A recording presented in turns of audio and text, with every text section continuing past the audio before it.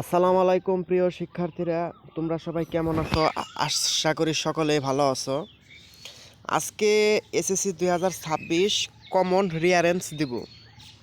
মাত্র 20টি রিয়ারেন্স, মাত্র 20টি রিয়ারেন্স। এই 20টি রিয়ারেন্সের বাইরে আর কোনো রিয়ারেন্স পড়ার প্রয়োজন নেই। আচ্ছা, চলো শুরু করা যাক মূল ভিডিও।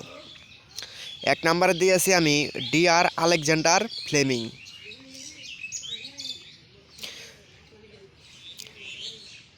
2 নম্বরে দিয়েছি আমি হজরত উমর। 3 নম্বরে দিয়েছি দ্য কিং লেয়ার। 4 নম্বরে দিয়েছি অ্যান্ড্রোস্কেলস। 5 নম্বরে দিয়েছি নেলসন ম্যান্ডেলা। 6 নম্বরে দিয়েছি লুইস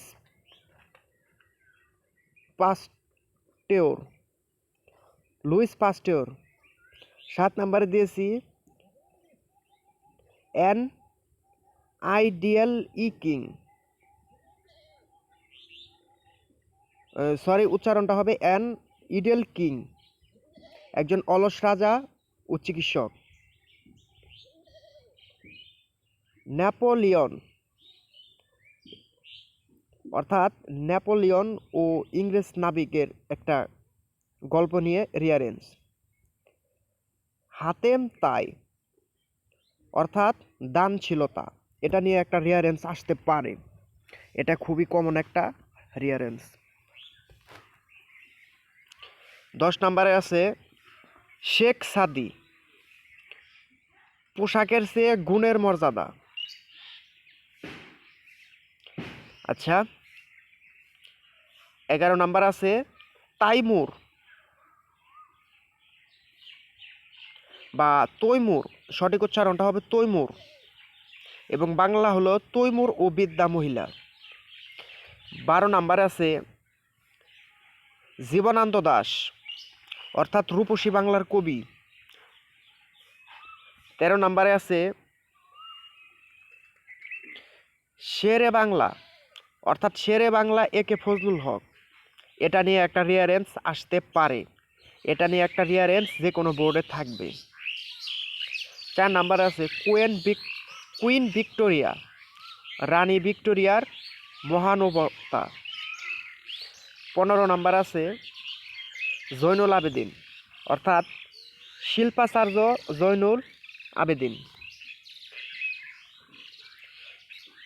16 নম্বর আছে রবার্ট বোর্স এবং এর বাংলা হলো রবার্ট বোর্স ও মাকড়সা। 17 নম্বরে আছে শামীম বেলাল, সেলফ এমপ্লয়েড, স্বনির্ভর যুবকের গল্প।